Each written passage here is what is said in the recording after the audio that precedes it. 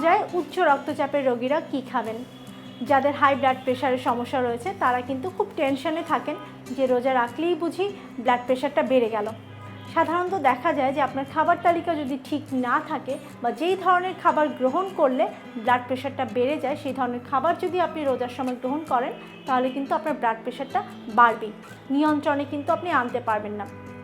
সাধারণত রক্তচাপ কেন বাড়ে? আমরা বলি যে সোডিয়ামযুক্ত খাবার যদি আপনি অতিরিক্ত পরিমাণে গ্রহণ করেন তাহলে কিন্তু খুব সহজেই আপনার ব্লাড প্রেশার বেড়ে যাবে।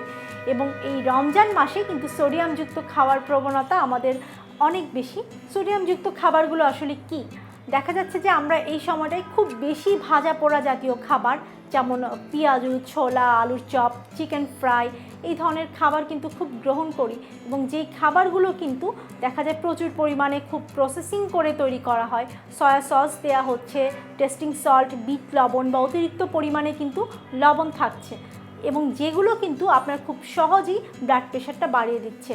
এবং অনেকেই আছে এই সময়টায় খুব তেল চর্বি জাতীয় খাবার খায়। যেই খাবারগুলোর কথা বললাম বা ট্র্যাডিশনালি আমরা যে ধরনের খাবার ইফতারে গ্রহণ করি এগুলো কিন্তু প্রচুর পরিমাণে তেলে ভাজা হয় এবং একটা তেল যখন আপনি বারবার গরম করবেন এবং সেই বারবার হিট করে যখন সেটাতে রান্না করবেন সেটাতে কিন্তু ট্রান্স ফ্যাট তৈরি হয় এবং এই ট্রান্স ফ্যাটটাই কিন্তু দেখা যাচ্ছে যে আপনার রক্তচাপ বাড়িয়ে দিচ্ছে। রোজার কারণে কিন্তু আপনার রক্তচাপের উপর কোনো প্রভাব পড়ছে না, পড়ছে কিন্তু আপনার লাইফস্টাইল এবং খাদ্যাভ্যাসের কারণে। চলুন জেনে নেওয়া যাক কোন ধরনের খাবার আপনি পুরো রমজান মাস জুড়ে খাবেন যাতে খুব সহজেই আপনার রক্তচাপ নিয়ন্ত্রণে থাকে। যার মধ্যে প্রথমেই বলতে হয় পটাশিয়ামযুক্ত খাবারের কথা। পটাশিয়ামযুক্ত খাবার হলো যেমন আপনার কমলা, মাল্টা, লেবু, খেজুর, তরমুজ, যেগুলো সবই কিন্তু এখন পাওয়া যাচ্ছে। আপনি কিন্তু ইফতারের শুরুতেই এক গ্লাস লেবুর শরবত, কমলা বা মাল্টা খেয়ে নিতে পারেন। 2টা থেকে 3টা খেজুর রাখতে পারেন যদি আপনার ডায়াবেটিসের সমস্যা না থাকে, তাহলে কিন্তু খুব সহজেই আপনি ইফতারের শুরুতেই কিন্তু আপনি পটাশিয়াম পেয়ে যাচ্ছেন, যেটা কিন্তু আপনার ব্লাড প্রেশার নিয়ন্ত্রণে রাখতে সাহায্য করবে। এই সময়টাতে কিন্তু আপনারা দেখা যায় যে সবজি সিদ্ধ করে বা সবজি চিকেন দিয়ে স্যুপ করে কিন্তু খেতে পারেন ইফতারে, যাতে কিন্তু আপনি দেখা যায় প্রচুর পরিমাণে পটাশিয়াম এবং মিনারেলসগুলো পেয়ে যাবেন, যেটা কিন্তু খুব সহজেই আপনার রক্তচাপ নিয়ন্ত্রণে রাখবে। আপনার কিন্তু এই ইফতারে ভাজা পোড়ার অল্টারনেট করে আপনি টক দই রাখতে পারেন। টক দই, চিরা, এটাও কিন্তু আপনার ব্লাড প্রেশার নিয়ন্ত্রণে রাখতে সাহায্য করবে, কারণ টক দইতে দেখা যায় যে ক্যালসিয়াম, ম্যাগনেসিয়াম রয়েছে, যেটা কিন্তু খুব সহজে রক্তচাপ নিয়ন্ত্রণে আনে এবং পাশাপাশি আপনার এটা খুব ভালো একটা খাবার যেটা কিন্তু দেখা যায় আপনার ওজনও বাড়াবে না। ফলের জন্য দেখা যায় যেই ফলগুলোর কথা বললাম, আপনি আনারস, তরমুজ, কমলা, মাল্টা, আপেল, নাশপাতি এগুলো কিন্তু এই সময় রাখতে পারেন। এগুলোতে প্রচুর পরিমাণে আপনার পটাশিয়াম থাকে।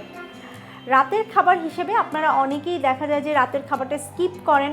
আমি বলবো এটা না করে আপনি যদি ইফতারে হেলদি খাবারটা খান এবং রাতের খাবারে যদি অন্যান্য দিনের মতো আপনি রুটি, সবজি বা ভাত খেতে চান সেক্ষেত্রে ভাতও খেয়ে নিতে পারেন। এবং সেহরির খাবারটা অবশ্যই হলো সেহরির টাইম শেষ হওয়ার 30 মিনিট আগে খেয়ে নেবেন।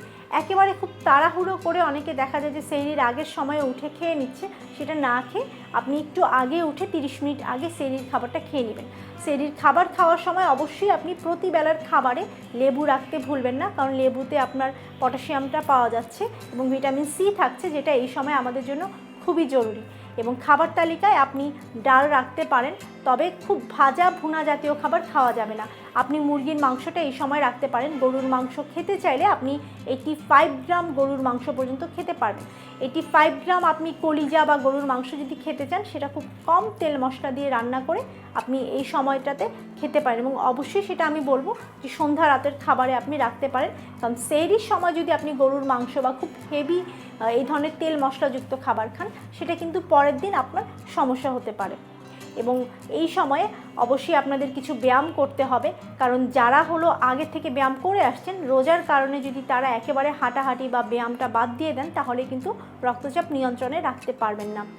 পুরোপুরিভাবে যদি আপনার খাবার তালিকা আপনি ঠিক মতো মেনে চলেন, পটাশিয়ামযুক্ত খাবার, ম্যাগনেসিয়াম এবং ক্যালসিয়ামযুক্ত খাবার যেমন নন ফ্যাট মিল্ক যেটা আছে বা লো ফ্যাট মিল্ক যেটাকে আমরা বলি, টক দই, এগুলো যদি ঠিক মতো খেতে পারেন এবং এর পাশাপাশি প্রচুর পরিমাণে পানি গ্রহণ করেন এবং পরিমিত ঘুমটা খুব জরুরি।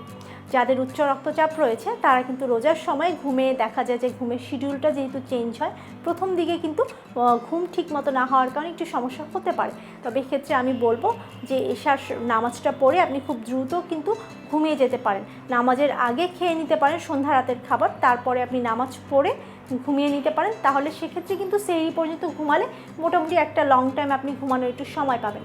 কারণ রোজার সময় যদি আপনার কোনো উচ্চ রক্তচাপের রোগীর ঘুম ঠিক মতো না হয়, সেক্ষেত্রেও কিন্তু আপনার ব্লাড প্রেশারটা বেড়ে যাবে।